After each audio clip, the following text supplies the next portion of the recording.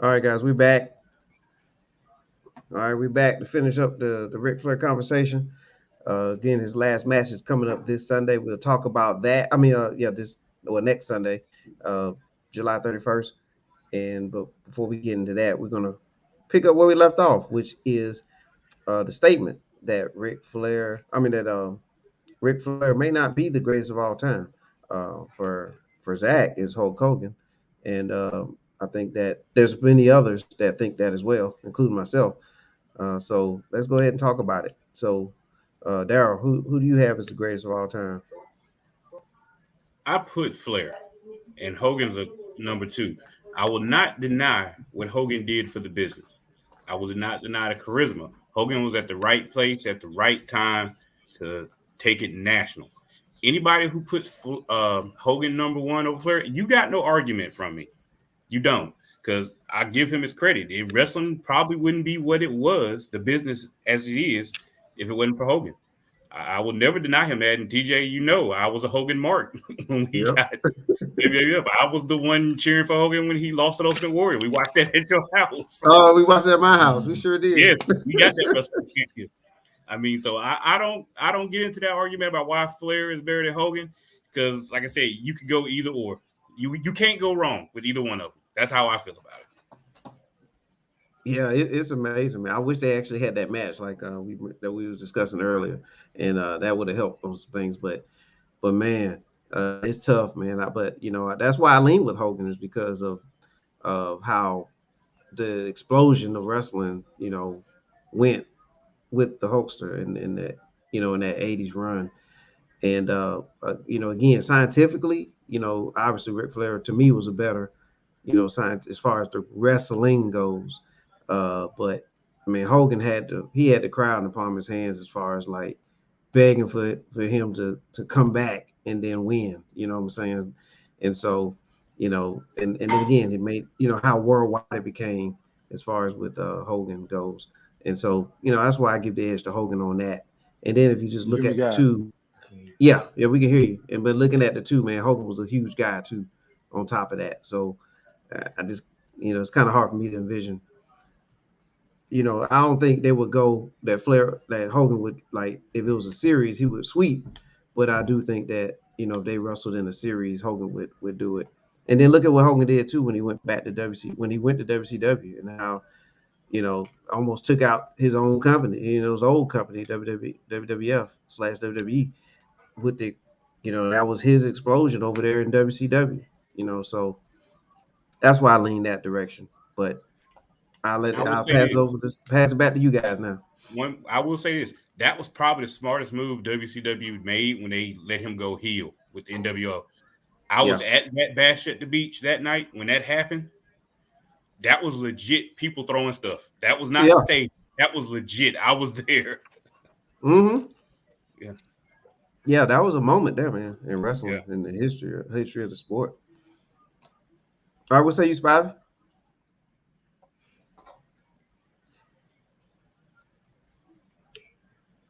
You hear me, guys? Yes, sir. You hear you. Okay. Greatest of all time. Yeah, I had Who a you got? call. Ric Flair. I can't disagree with either one of you all said. Athletic wise, I'm going with Flair. Wrestling, then I'm going with Flair. Showmanship, I'm going with Hogan. For me, Hogan's in the discussion, but for me, um, I rank Flair above Hogan. Like I say, it's tough, man. I mean, you can't go wrong either way, like Daryl said. But are there It's any not other tough. guys? I know we're talking about Flair and Hogan here, but are there any other wrestlers that you would consider that can be in I'm going. consideration as greatest of all time? Well, What I've about got a two. Stone Cold? I've got two, and they're both Okay, former NWA champions. You take Jack okay. Briscoe, and you take Terry Funk. I'm not talking about Terry Funk, the hardcore wrestler. I'm talking about Yeah. Terry Funk, the NWA World Champion. You go and look at Hmm. Terry Funk work. To me, Funk had it all. He could brawl. He could be scientific. He could do it all. And to me personally, I think Terry Funk is the greatest wrestler of all time. That's good too. That's another good one, man. What about Bruno Sammartino? I know he had a major run in his day. He had a major run, and he pretty much owned Madison Square Garden. So, what about Bruno Sammartino as well? I think the his era, WWF, Bruno was man. he was. I mean, he was He had the dominant as belt well. 10 years. Was it 10 years he had the belt total? But let me Exposure hurts him though. but let me Yeah. ask you something. But let me ask you something. Was he better than Hardy Race? I don't think so. Mm. He Did they wasn't ever better than wrestle? Hardy Race. I don't think they ever wrestled. I think they ever wrestled. Yeah, I don't. Yeah, I There don't was think very they have. few. There was very few NWA WWF unification. You had Backlund against Race, and you also had Backlund against Flair in Atlanta in '82. So it was very, Hmm. very rare that they have unification matches or whatever. But for me, and you know, back then the NWA champion would go to Madison Square Garden and defend his title. Yep. It's something you don't see today. But to me, Bruno can't compare to Harley Race. That's my opinion. And me being an NWA guy, I'm not being prejudiced or one sided. But I just don't. Bruno was a great champion, but I don't think he can hold a candlestick compared to Harley Race. You got to put Harley Race as one of the greatest. What about if someone would say, "Hey, it's maybe Stone Cold Steve Austin"? No. Love Stone Cold. Peak wasn't there. He only had a 2 year Shawn, peak if you look at it. what about Shawn Michaels? Shawn Michaels great. I'll Oh put my Shawn Michaels. goodness. Whew. That was going to Shawn be Michaels mine. great. Shawn Michaels. Yeah. I Yeah, like Shawn Shawn. Michaels Love great. Shawn Michaels, but he's not in the same category as Ric Flair and as Hulk Hogan. The only person who's in the same Well, category as those two is John Cena. oh Oh, no, oh no, wait. Yep. No, oh look. no, He might have 16 titles if he sneak one more in there. So oh no. It is John Cena, Hulk Hogan, and Ric Flair, the top 3 greatest wrestlers of all time. Nobody God, else outside of those 3 oh no, stayed on God, top and delivered as God. many amazing matches as them 3. yeah, Nobody else I, has done it for as let long as let's they. let let's add one more. And we're forgetting. He was a former AWA World Champion. He also was a former Intercontinental Champion. You got to go with Mr. Perfect Kurt Hennig. You got to go with Kurt Hennig. Kurt Hennig can deliver a great match to anyone. But Anybody. there's True. Kurt overall. Hennig. We can't give Kurt Hennig did not have the draw power of a Hulk Hogan or Ric Flair. It's got to be an overall But scope. we're If we're talking. talking about the greatest of all time, not just in ring, the greatest of all time, it's between John Cena, Ric Flair, and Hulk Hogan.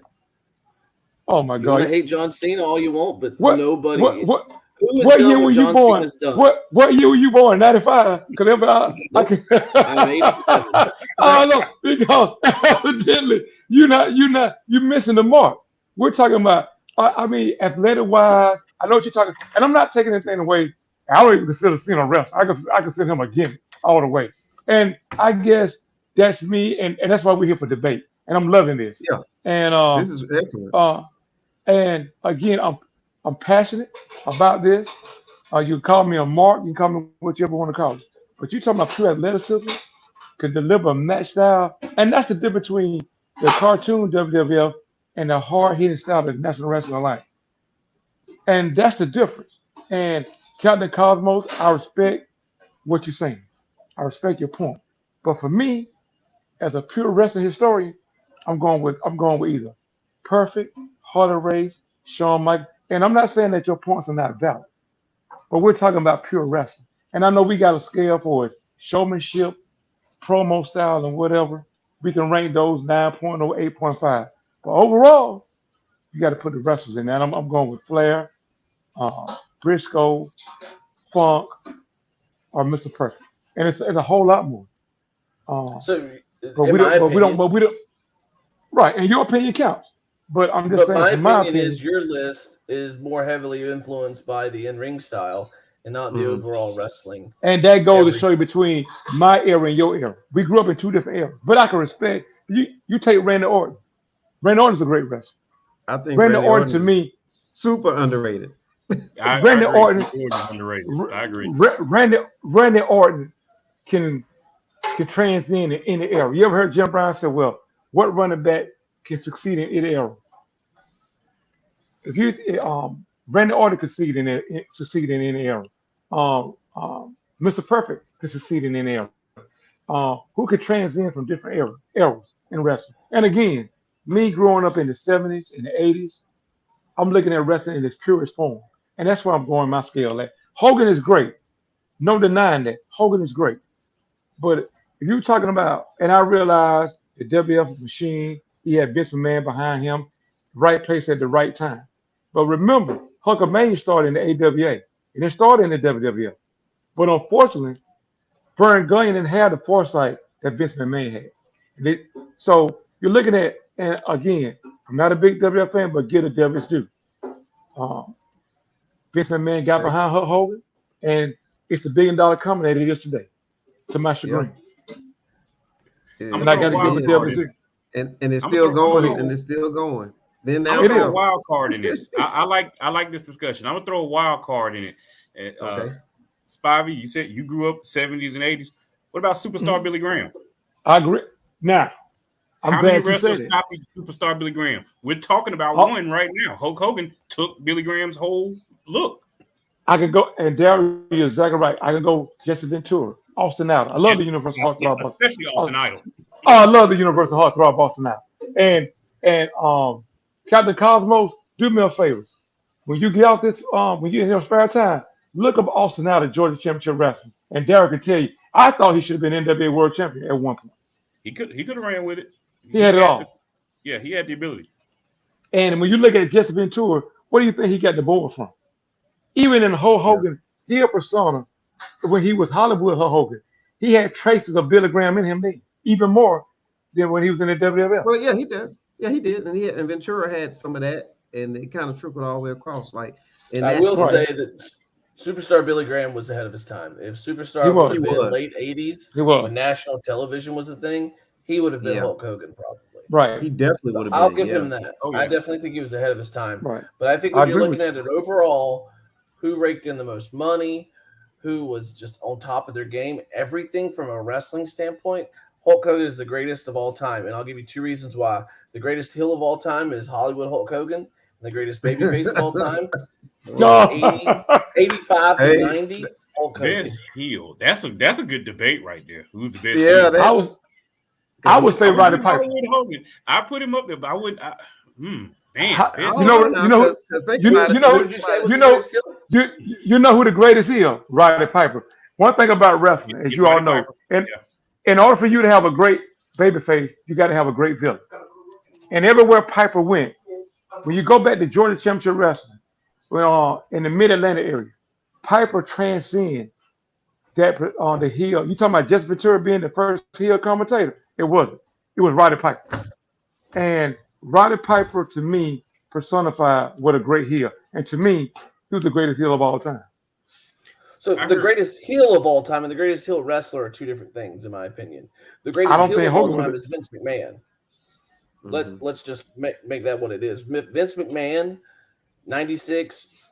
Vince screwed Forward. Brett McMahon. That is the biggest heel of all time. Okay, but biggest wrestling heel wrestler is Hulk Hogan. With the NWO Hulk Hogan, with the Hollywood Hulk NWO Hogan. Hollywood Hulk Hogan Okay, is the let's go. biggest Let's heel go of all back. time. Let's I go have back to to the. go Let's Spivey I with mean, Piper. Piper let's go made back. Piper smashed Snooker with that coconut. with the Right. coconut. Piper had his high Okay. points. Okay. Guys, let me say this. I've Remember, heard two Piper stories. it. Remember, it wouldn't have been a WrestleMania 1 without the Rock and Wrestling Combination. Remember when Piper smashed the gold record over Captain Lou Albano's head Yeah, and I attacked remember Dave that. Wolf in the ring? Remember that, and that's what got it all started. And without that moment, you wouldn't have had a WrestleMania 1. So you think about it. Piper was on MTV just like Hogan was, and again with his background through the NWA coming to the WWF, and as you said, look at Piper's pick, one of the greatest statements of all time. Yep. I mean, Look how I think many. he Look, I think he's Piper. influential. I mean, he is a great heel. He is a great heel. He was He just was as never much. a heel, though. But that NWO thing, that turned the wrestling world like It did. I was But you I got was to. pro But WWE at the time, WWF, and all the WCW fans were like just like going bonkers over this. And then I stated like, hey, but look at the guys that's doing this for y'all. It's but Hulk Hogan. again, but Tyrone, let me give you your point. WCW was doing the same thing that Vince did for years. What he did, Mhm. people got to really get the origins of the WWF. They were not the big time. The NWA was. But what Vince did, he stole all the talent from the NWA territories. He didn't come up with Mr. Wonderful. He didn't come up with Roddy Piper. He didn't Right. come up with Jesse Ventura. He didn't come up with Hulk Hogan. Hulk Hogan started in the CWA in the Memphis territory with Jerry Law. Yep. A lot of people don't realize that. So again, when people say WCW, they were doing the only thing that Vince had did. Before that, remember, All American Wrestling Program was like the best of World Championship Wrestling Channel 17. Vince, what he did, he would get different tapes and show on USA. But all he was getting ready to do was rate everybody territory, which he did. And he bought Yeah. Georgia Championship Wrestling. Exactly. Right up under. Exactly. And that was the kill shot. That started. And that was the kill shot. July 17, 1984. I was in Kmart looking On at it. TBS. And all I said, who in the hell is Vince McMahon? And I was like, I'll be damned. And the wrestling hasn't been the same since. So that was a kill shot. When he appeared on and what people don't realize, the network was flooded like, where's Gordon Soder? Where's our Georgia Championship Wrestling? And that was a kill shot. But also don't forget now when all that did happen, but then when it came back around, a lot of guys defected WWF to go to WCW. Instead of failing, they ended up with the Stone Colds and the Rocks and Triple H's and survived all that. You know what I'm saying? And the only reason because you had the inmates in WCW running silent. Again, that goes back to Kevin Nash. Everybody, and what separated the WWF and WCW, you had a corporate entity in Turner, and you had one man running the show was Vince McMahon. And to me, that was the difference. But cool. But so there's been 3 big booms. They dropped the ball big time with the They whole did. NWO Hollywood Hogan. I agree. They I did agree. not let Sting wrestle for a year. I agree. Sting chased Hogan for a year, and that match was not up to the It's quality. Starcade. Yeah, I agree with you, Darryl. I agree with you. That's what dropped the ball right there. And then when they they didn't know what to do with him. That's what killed WCW. I agree with you hard. And again, you got one man in Vince McMahon that was driven. And remember, the merger with Turner Networks and AOL and Time Warner really did WCW. Because once Time Warner took over, they didn't want wrestling anymore. And as long as wrestling was doing well, we want to keep it. But when Jamie Keller, who was the head of Time Warner, took over and WCW getting a drop, we want to sell it. And I think they sold WCW for $4 billion with a tape library. And again, I give Vince McMahon his credit. They won the war. To my chagrin, they changed wrestling again forever. But again, like Darryl said, remember they had the WWF on the ropes. Had they succeeded, we could be talking about a different ball game. The WWF is getting ready to fold it. But again, like you said, sometimes, like in life, sometimes people think that, okay, letting Brett go was going to be the death blow. But in actuality, he gave other people a chance to shine. And like Darryl said, with WCW dropping the ball and all those factors coming in, you got the king right now with WWF.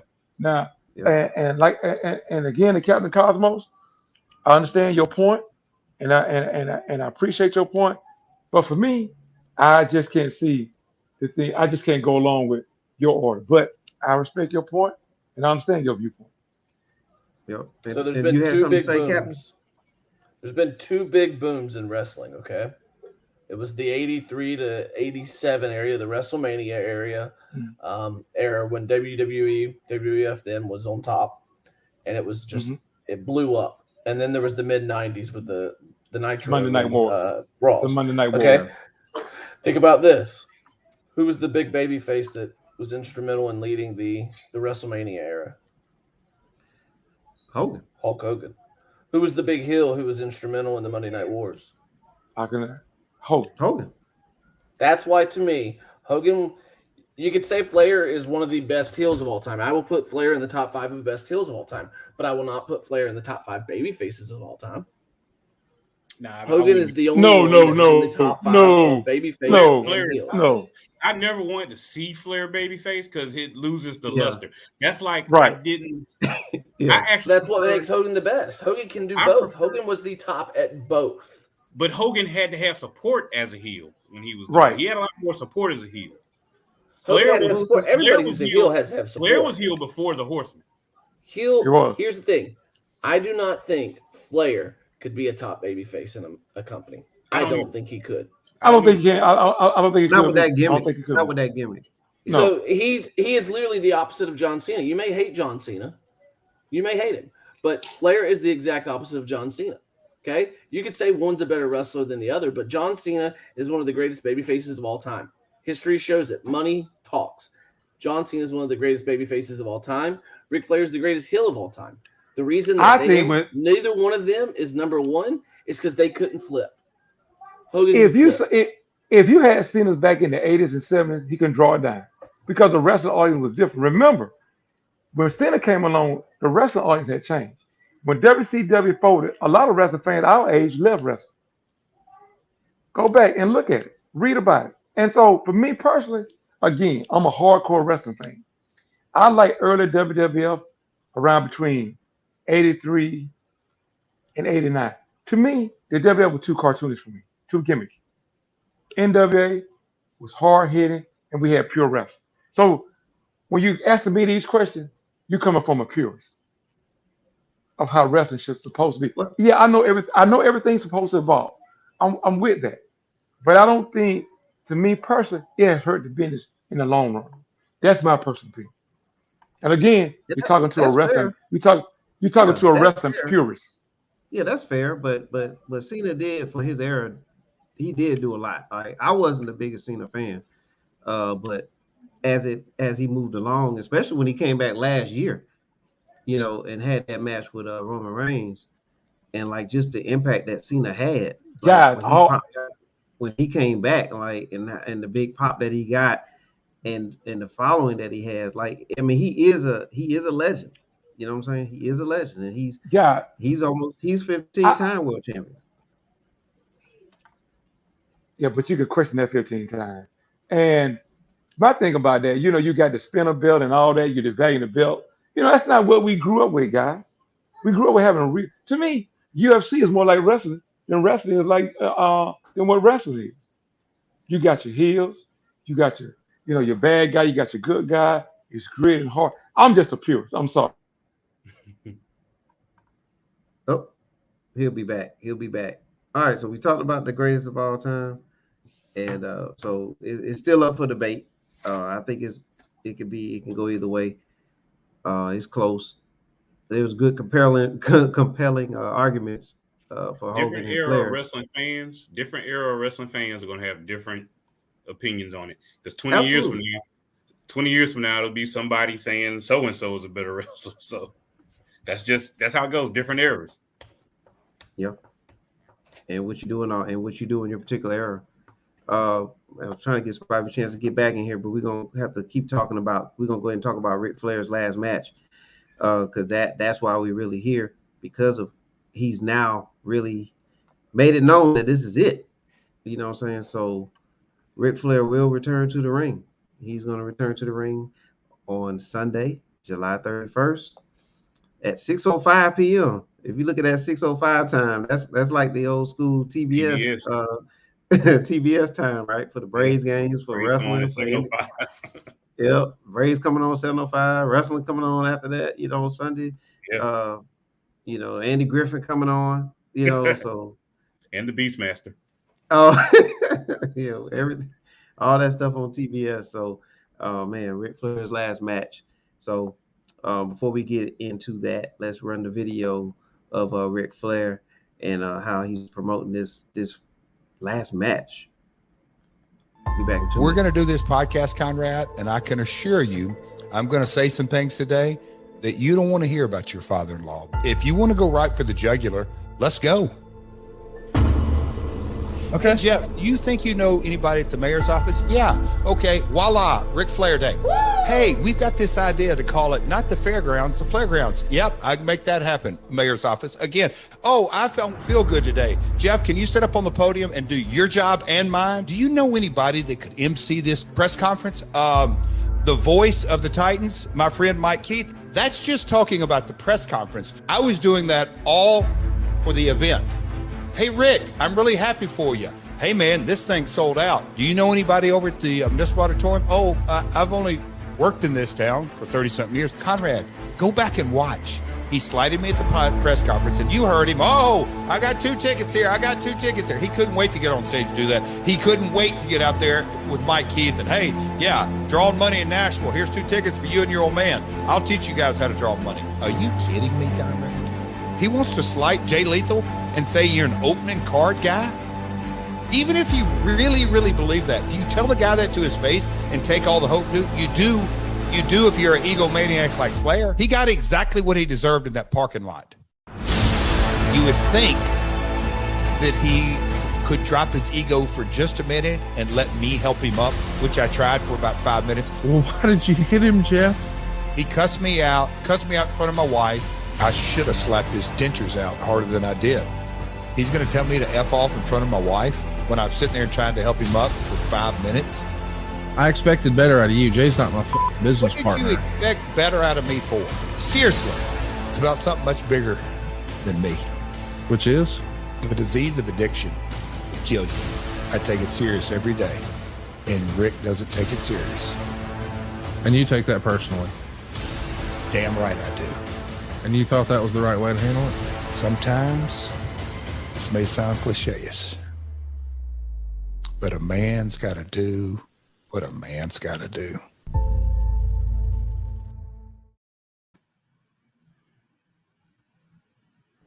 Man.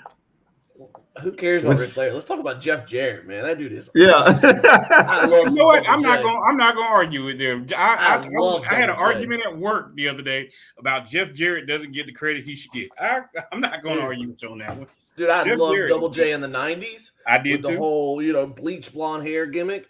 Ain't I that loved great? him in TNA. Man, I'm a huge Double J fan. I got goosebumps watching Double J talk right there, man. I love Double J. Yeah. And, I don't think it's he was funny the y'all best say that. opponent for Rick, but I'm definitely not unhappy about it. Me personally, I think the best opponent would have been Sting. Wow. I know we've seen it, but come on. You don't have to wrestle in that one. So Yeah. I'm kind of shocked they didn't do some. I'm kind of shocked Sting didn't get in it, but obviously Flair wants to be the babyface on his way out. And I disagree with that. As I've said, he's obviously a better heel. So I thought he should have been what he is. But his last match, Yeah. his last match, he wants to be the babyface going out on top. Cool. I definitely like Double J as the opponent. Yeah. So, yeah, I'm not going to pay, I think it's going to be like $35. I'm not paying that. No. But I will watch it. Yeah. But look, I'm intrigued by watching it because also we'll put some of the links on the YouTube page. He's got a series out there about leading up to this, and it kind of breaks down a lot of things. It's going to show Jay Lethal being the Flair mark that he is and training Ric Flair, but then Ric Flair tells him, hey, you can't be on the card. And so with that said, plus what you see what happened there with Double J, it's going to be a tag match. It turned out to be a tag team match. It has to be a tag match. Yeah, it has Flair's to be. match. And it's smart. Jay Lethal. Yeah, Jay Lethal and Jeff Jarrett versus Ric Flair and Andrade. And as everybody knows, well, if you don't know, Andrade is Ric Flair's son-in-law. He married Ashley, aka Charlotte Flair. And so here's the tag match. What do you guys think about it being a tag match? As far as his last match being a tag. Like Captain Cosmo said, he's smart. He know he can't pull a full match solo on his own. And that was what I was wondering. He's going to try to do a singles match, and how long was that going to last? And hopefully he doesn't get hurt. But a tag match, he gets more time to rest. His son-in-law, current wrestler, he'll probably take more of the time in the match and get the hot tag to Flair to come in. For sure. It's going to be it's going to be Lethal. And Lethal's not young, but it's going to be Lethal and Andrade that are doing the bumping. Yeah. For sure. Yeah. I still think Jeff Jarrett's got a little bit left in him. He'll probably still be okay. Yeah, Jeff Jarrett wants to show he can still do it a little bit. But Andrade they're going to be the workers. And that's why this is perfect. You have the two that can work, and Andrade and Jay Lethal. They're going to get, a lot of screen time is going to be on them. Okay? They're going to do something. I'm calling it now. This is what's going to happen. you're going to see Flair take heat. And you're wondering, like, how is he going to take heat and get the comeback? And what I mean by that is heat is where the baby face is getting beat up. You know, it's sympathy. Usually it's in the middle of a tag match after the opening spot, which is called shine. So I'll just lay it out right now. You have a tag match. You have your shine, which is where your baby faces look good in the beginning. You got rah, rah, rah, baby faces on top, baby faces on top. And then you go into heat, and usually it's something dirty to where the heel, you know, the heels, they do something to where they snatch the rug out from underneath the baby face. They take away the momentum, okay? And then that's called heat. And that's where the baby faces, you know, getting their butts whipped. It's sympathy. It's what Ricky Morton made famous, okay? Yeah. It's reaching for the crowd. It's getting the crowd into it, and then you got your comeback. And your comeback is where your babyface finally, the other babyface gets tagged in, and they're rocking and rolling. Okay, so it's usually three main parts, and then you got your finish, your climax, you know, at the end. But the way they're going to do this, I think, is they're going to have it where the babyfaces are looking good, as they shall at the beginning. Then in the middle, Ric Flair is going to get beat up. Okay. Because let's be honest, who's going to get more sympathy? 75-year-old man. I don't know his exact age, but he's in his 70s. You close. 73. Okay. So he's in his 70s, or is it going to be Andrade, who's, you know, early 30s? You know, I don't even know if he's 30 yet. Shit. He's super young. But who do you think is going to get more sympathy getting beat up, though? And the whole freaking show's named after them. It's going to be Ric Flair. Ric Flair's going to get his butt kicked, okay? He's going to get his butt kicked. He's going to get his butt kicked. And then you're going to see something where it's a little switcheroo probably, where he gets that tag, the big tag to Andrade.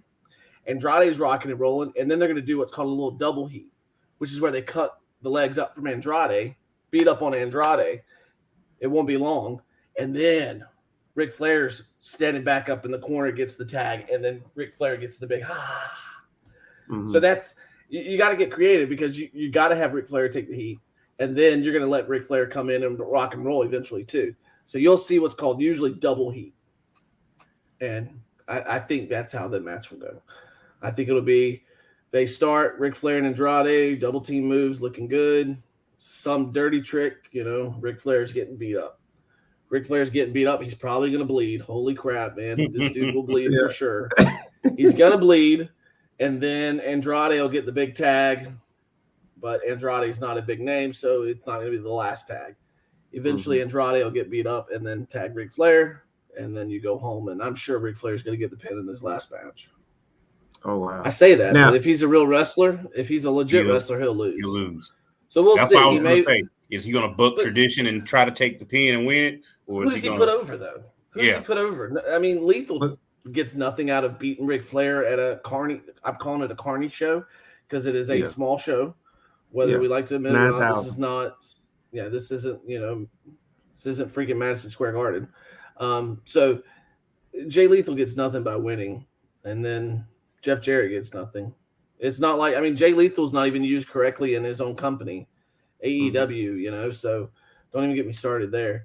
So I don't know. Ric Flair may win. I would say he loses because from my perspective. So here's the thing. I don't hate Rick for coming back. I know how hard it is, okay? Because I retired in 2018 after 10 years of doing it every weekend, holidays included. I did it 10 years. And Tyrone will tell you, I would leave work on Friday and I would be gone the entire weekend wrestling. Yep. And I would literally get 4 hours of sleep on a Sunday night just to come back to work on a Monday. You know, so I lived it. You know, I would travel all over the Southeast, Tennessee, Florida, South Carolina, Alabama. We'd be everywhere. We'd wrestle Friday night, Saturday night, Sunday night. Okay, and then we come home Sunday night, late at night, get a few hours of sleep, and the whole week starts over. And I retired in 2018. And I made my decision that I got tired of being in the car. I got tired of it. My knees were shot. Having my knees bent for multiple hours at a time while sitting in the car, it killed me. So I got out. Well, then I came back. So I was out 2018, and then I came back right after the pandemic in 2020. So I think it was summer 2020. I came back when the pandemic really messed things up for wrestling, though. And local wrestling still hasn't picked back up from the pandemic because still some counties have restrictions on how many people can be in buildings. There's still all kinds of restrictions that are happening there. But I came back in 2020, you know, because I had that itch as well. And I mean, Hogan's had it, I'm sure. I mean, anybody who retires has that itch. Very few people have retired and stayed retired. Our only hope in the wrestling world was Shawn Michaels. And look what Shawn did. He ruined it by coming out. But at least he came out for millions of dollars, right? So I understand why Rick is doing it. Nothing against him for wanting to have another match. Yeah. But at some point, you're going to embarrass yourself. And I think this will be it. I think he is going to embarrass himself. Because I've watched the videos with Jay Lethal. Okay. There's just a noticeable thing, though, that when you're 73 years old, you just can't do it. Whether you want to do it or not, you move slower. If you watch the videos of him beating up Lethal, the dude's moving in slow-mo. I mean, he is it didn't look good, the videos I saw of him and Lethal. So if he's smart, he wouldn't do much. That's what I'll say. If he was smart, he would get a few double team moves in the beginning with Andrade. Let Andrade do a lot of the work. Maybe he punches people off the apron, little stuff. He gets beat up, and then at the very end, he can get a few big moves. But I'm really interested in how he does this because his whole dynamic as a wrestler has been a heel. The whole Ric Flair off the top turnbuckle, that's a heel thing. Then he gets up and he's begging. That's a heel thing. But here he is going into this match as a babyface. So everything he does, his whole wrestling psychology is shaped around being a heel. And now he's going to be a babyface in his last match. I'm interested to see how he does that. If he still, the big thing is he still wants to do the front flip off the top rope. Which is it's his heel thing. And then he begs, from his knees after he takes it.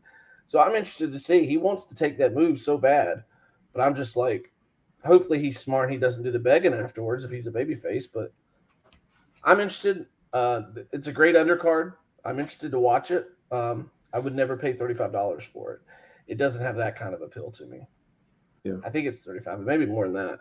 It seems like a huge money grab. It's like 39, seems like but on Fight TV. Seems like a huge money grab on Ric Flair's part. I mean, they're selling everything. I mean, literally, they're doing some little figurine. There's just so many little cash grabs. I think he's selling or giving away his robe based on, I think there's a raffle for the robe. And I know the guy who makes the robe. So the guy who makes the robe is here in Georgia. His name is Rick Michaels. He used to do seamstress stuff for WWE back in the day. And he still makes Zack Ryder's tights. He makes a bunch of the famous wrestlers' tights. Charlotte Flair, he makes her robes. But he made his last robe. And I guarantee it's a $10,000 robe. Easy. Wow. $10,000 robe. And they're going to give it away. Yeah. Well, what do you see, Daryl? What do you see? Why do you think Flair's wrestling at this stage of his career? Ego. Flair has an ego. And like you said, how many athletes do we see can't walk away? Michael Jordan, 40 years old, playing with the Wizards. LeBron James still trying to play with the Lakers. And as I already said, he plans to play till his son gets to the NBA. They just don't – no athlete knows when to walk away. So, I mean, what Flair had his mainstream last match with Shawn Michaels, he probably should have been done before that, but that should have been it. Then I know he came back with TNA and wrestled some more. And like Captain Cosmo said, it is a lot of cash grabbing going on. But then again, that's what Ric Flair in his retirement has been, quick cash grabs, and now he's bringing it together. I'm thinking Ric Flair with this match, he will probably still do some of those heel moves because just at this point, the people want to see it. So I think he's going to give them a Flair show, whether he's heel or face. He's still going to do the moves. I don't think he should do that turnbuckle flip. I see when you said he's going to embarrass himself. I'm thinking if he tries that, that could be it. And I saw the Jay Lethal tapes too, and you're right, he does move slower. That's why I don't think he'll be in the ring much. I'm thinking he'll just do his chops. He'll do a woo. He'll strut. He'll put somebody in the figure four. He'll probably take a suplex bump. He's going to take one big bump. And I'm hoping that's pretty much it. I mean, he is 73. Now, granted, he's not going to be the oldest man to come back and wrestle. I think Luthez did it at 74. So the dude has a pacemaker. I know. Yeah. And that's a big fear. Yeah. This dude has a pacemaker. And and the health problems he went through a few years ago, he almost died. I mean, I met him. So the picture I showed earlier, I met him. That was right before I quit wrestling. So that was probably 2017, early 2018.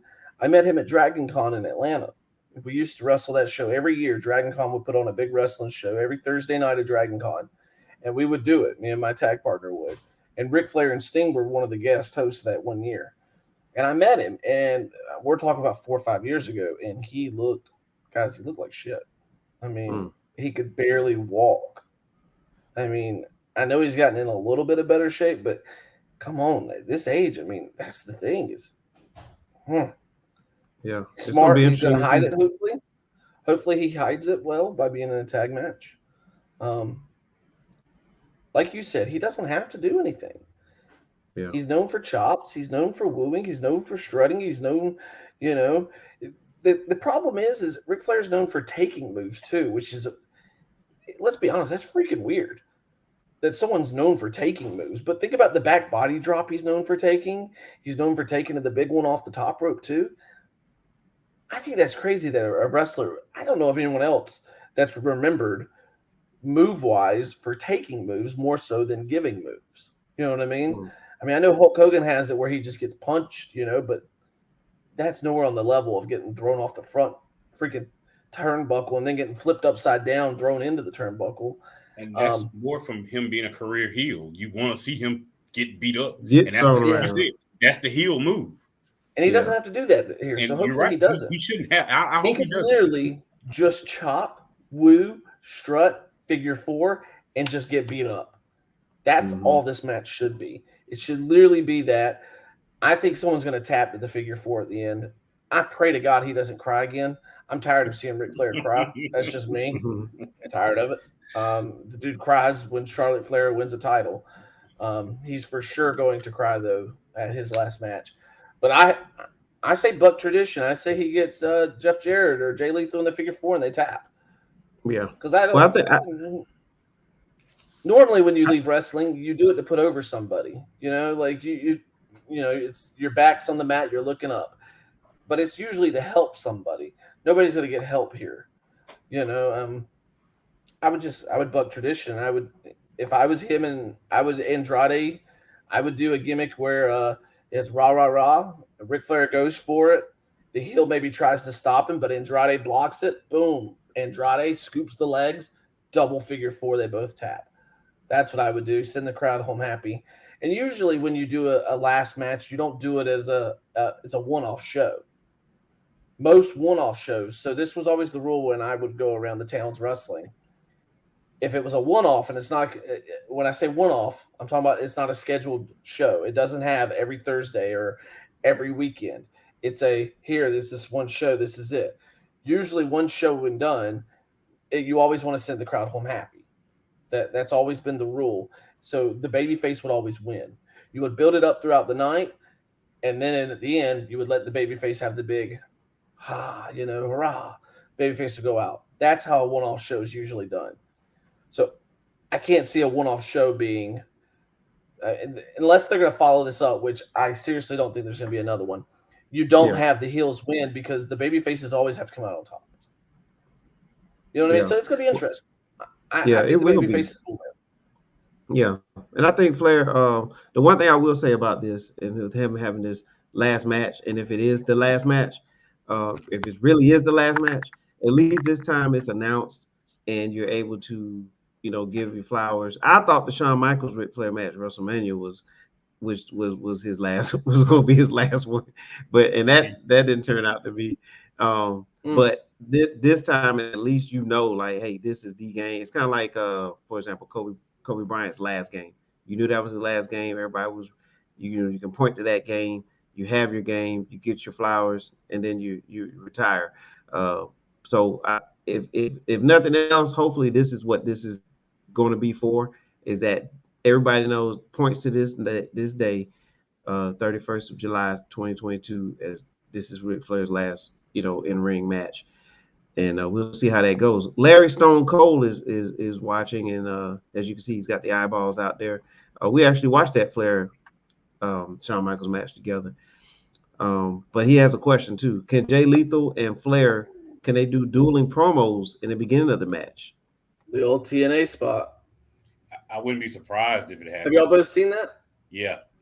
I seen that. I laughed. It was entertaining for me. I don't think And they're I going thought to do it. And Lethal, the only reason I don't think they will is because I think they want you to think that Jay Lethal's a vicious heel right now. You know what I mean?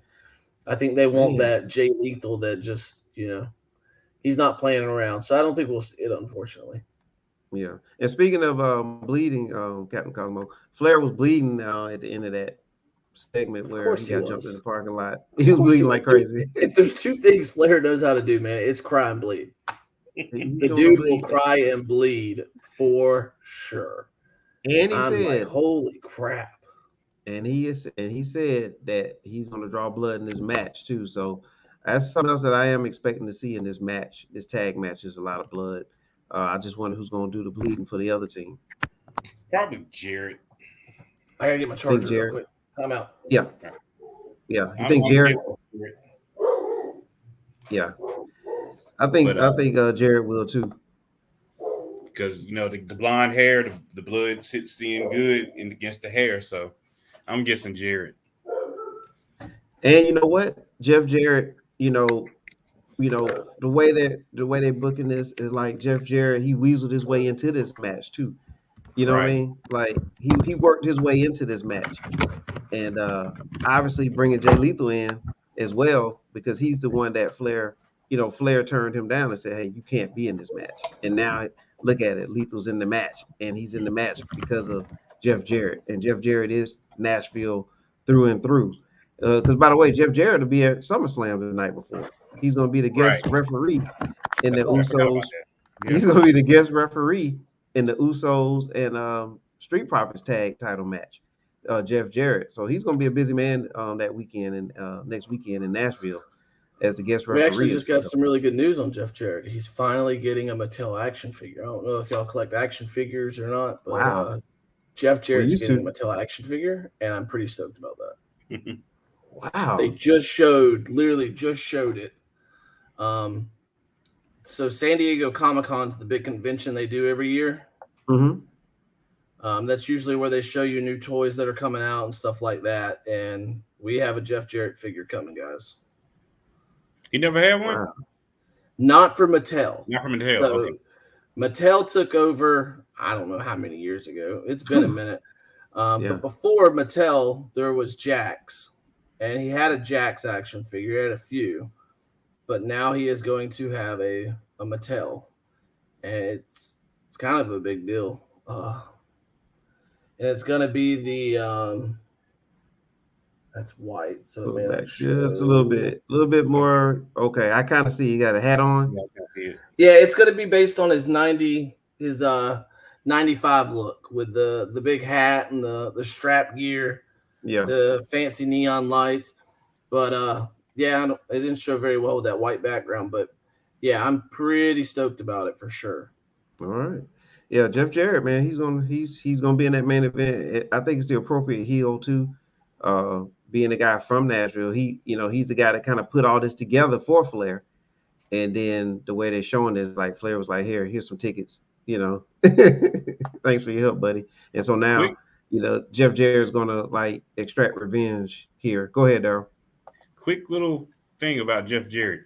He's the only person that joined the Horsemen and did not get jumped out. Usually when you get in the Horsemen and they put you out, you get jumped out. They let him walk out the ring for his little brief moment with the Horsemen. Man. All right. Well, that's a good fact there. And here we go with the card before we get out of here, guys. All right. So we talked about the main event already, but they're going to have a bunkhouse battle royal. Bully Ray, a.k.a., Bubba Ray from the Dudley Boys, he was invited to be in this bunkhouse battle royal. So he's going to be in the battle royal. He actually said on his wrestling show that he's never been in one. So there's opportunity there to see Bully Ray Dudley in the bunkhouse battle royal. So that's going to probably be the match that kicks things off. All right, here's a tag match. I need you guys maybe to help me out with some of these guys, but this is supposed to be a interesting matchup here with Gresham Wayne and Angels and Chashida. So another matchup on the undercard, Devon Eriks and the Briscoes. Those are some names right there that transcend time. the Von Erichs and Briscoes. A lot of people say that's going to be a good matchup. Anything you guys have on that? I've never watched one of the Von Erichs tag matches. Mhm. I've always been told they have just the name; they don't have the talent. So That's it'd what be I was going to interesting ask. see. Are they as talented as the previous generation of Von Erichs? I was going to ask that. From Yeah, what I've been told, no. But hey, they better. Who better than the Briscoes? To look good in front of it on the national stage here. yeah, Right. yeah. And from what I understand, the Briscoes are, they're a pretty good tag team. A lot of people are high on the Briscoes in the tag team world. Yep. I've never All heard right, of either another one of match. these guys. Me neither. Me neither. Me neither. But They're looks like probably some two young boys out of New Japan that got put on here by a favor. Yeah.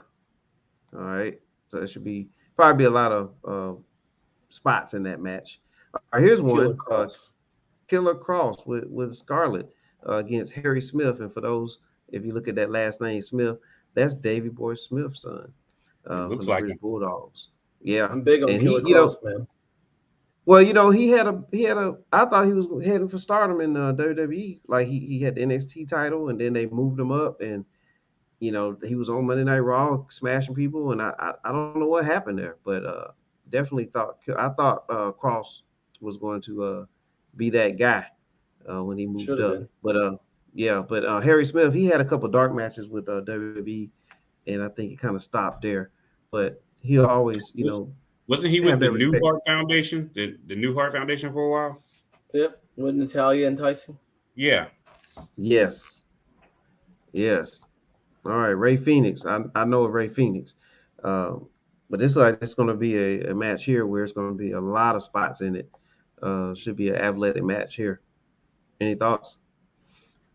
I like That one Taurus's dude's look. mask looks heavy as hell. Yes, that's what I said. That mask from Taurus. Yeah. Yep. All right. Three more matches to show here.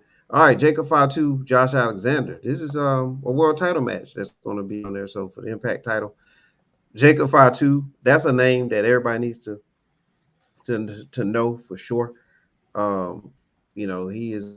Whenever you see that Fatu on the back, there's a lot of history there, and this should be a good match right here. I'm actually looking forward to this match right here. What about you guys?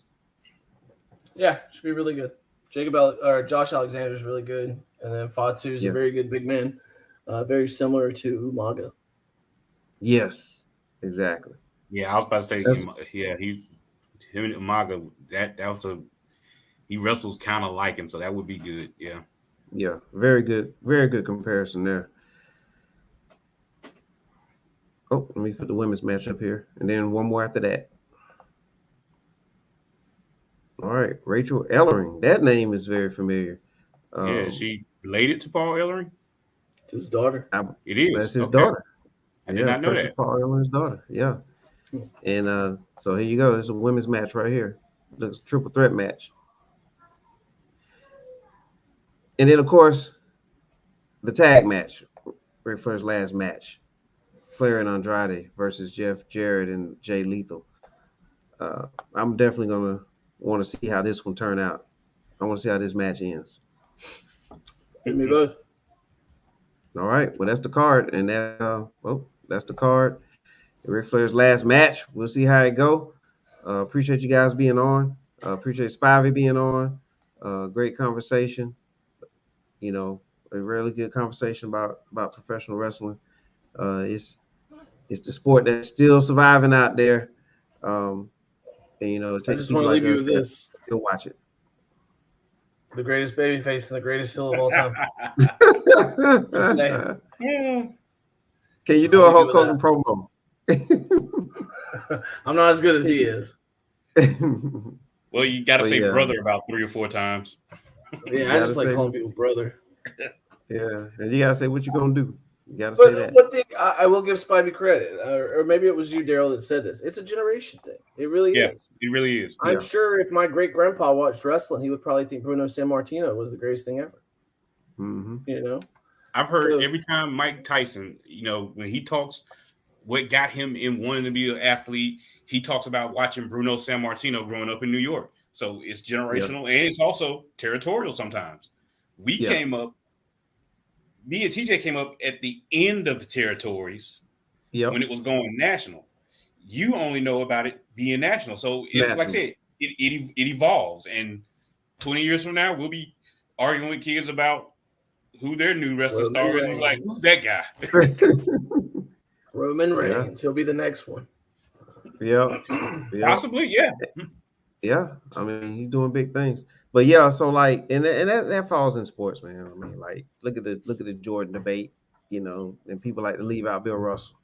You know, and look Kareem. at all these, and Kareem and Wilt Chamberlain, and then, you know, when you talk football, you might hear Tom Brady, but then, you know, what about, you know, some other greats like Jerry Rice or Lawrence Taylor, or go back even farther, you know what I'm saying? Go to Otto Graham, and you know what I'm saying? It just depends on when you are, man, where you're born or what you saw, and the stories that are currently being told most of the time. But yeah, man.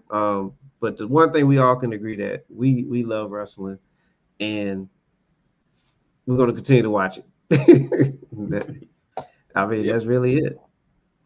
So I appreciate you guys being on. Great conversation. All right. Thanks for having So for Zach and Daryl and Spivey, I'm Mr. 411. Thank everybody for watching. We thank you, Larry Stone Cold, for your comment. And everybody have a great day.